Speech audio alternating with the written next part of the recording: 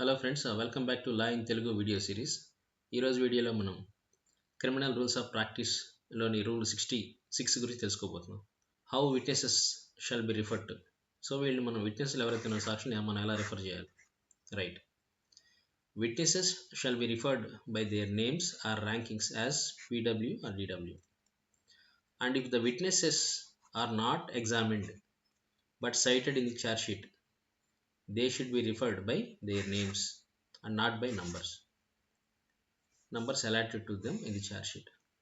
So ఇక్కడ ఏం చెప్తుందంటే, ఇక్కడ రెండు రకాల సాక్షుల గురించి మాట్లాడుతున్నాం. న్యాయస్థానంలో మనం ఎగ్జామిన్ చేసిన సాక్షులు, అలాగే న్యాయస్థానంలో మనం ఎగ్జామిన్ చేయని సాక్షులు అనమాట. రైట్. బట్ ఎగ్జామిన్ చేయలేదు కానీ ఛార్జ్ షీట్లో వాళ్ళ పేర్లు పొందుపరచబడి ఉన్నాయన్నమాట. వీళ్ళ గురించి వీళ్ళని ఎలా రిఫర్ చేయాలి దాని గురించి మాట్లాడుతుంది. న్యాయస్థానంలో పరీక్షించబడిన సాక్షులు అయితే వారి పేరు ఏదైతే ఉందో వారి పేరు లేదంటే PW or DW వంటి ర్యాంకింగ్స్తో సూచించాలని చెప్పింది. ఉదాహరణకి ఎవరు రమేష్ అని ఒక వ్యక్తి ప్రాసిక్యూషన్ వైపు విట్నెస్కి వచ్చాడు అనుకుందాం. సో PW1 రమేష్ కుమార్ ఈ సంఘటన ప్రత్యక్షంగా చూశాడు అని పేర్కొనవచ్చు అనమాట. ఇతను కానీ ఎగ్జామిన్ చేయబడి ఉంటున్నట్లేదు. ఒకవేళ ఛార్జ్ షీట్లో ఉన్నాడు అనుకుందాం, బట్ ఎగ్జామిన్ చేయబడలేదు, వాళ్ళని మనం కేవలం పేరుతో సంబోధిస్తే సరిపోతుంది అనమాట. అలాగే ఛార్జ్ షీట్లో వాళ్ళకి ఏ నెంబర్ అయితే మనం అటాచ్ చేసామో దాంతో మనం వాళ్ళని సూచించకూడదు అనమాట. రైట్. సపోజ్ ఒక ఎగ్జాంపుల్ చెప్తాను, మీకు ఈజీగా అర్థమవుతుంది. ఒక దొంగతనం కేసు జరిగింది అనుకుందాం.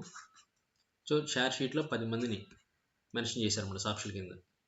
ఎంతమందిని? 10 మందిని. సో వాళ్ళలో ఒక ఇద్దరో లేదా ముగ్గురు మనం ఎగ్జామిన్ చేశారనుకుందాం. సపోజ్ ప్రాసిక్యూషన్ వైపు నుంచి PW1 ఆ యజమాని ఎవరైతే షాప్ యజమాని ఓనర్, అండ్ PW2 ఎవరైనా విట్నెస్ ఏదో పేరు పెట్టుకోండి. తర్వాత IO ఎవరైతే ఇన్వెస్టిగేషన్ ఆఫీసర్, వీళ్ళ ముగ్గురిని ఎగ్జామిన్ చేశారనుకున్నాం. సో మిగిలిన కొంతమంది ఉండొచ్చు, వాళ్ళందరూ ఛార్జ్ షీట్లో ఉన్నారు కానీ కోర్టులో వాళ్ళని ఎగ్జామిన్ చేయలేదు మనం.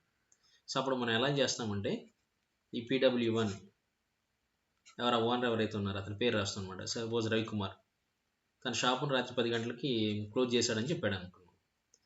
సో PW2 ఎవరైతే ఉన్నారో ఆ విట్నెస్ ఎవరు, సపోజ్ అనిల్ అనుకుందాం, నిందితుడు అక్కడ నుంచి పారిపోతుంది నేను చూశానని చెప్పాడు అనమాట ఇతను. సో విచారణాధికారి PW3 అతని పేరు ఏదో ఒకటి అది రాసుకోండి, అతను ఫారెన్సిక్ నివేదిక ఏదైతే దాన్ని సబ్మిట్ చేశాడనమాట. రైట్. ఇలా రాయాలన్నమాట. మిగతా వాళ్ళు కోర్టులో ఉన్నారు కానీ వాళ్ళు పరీక్షించబడలేదు కాబట్టి వాళ్ళ గురించి మనం మెన్షన్ చేయమన్నమాట. జస్ట్ వాళ్ళ పేరుతో వాళ్ళని పలికిస్తాం.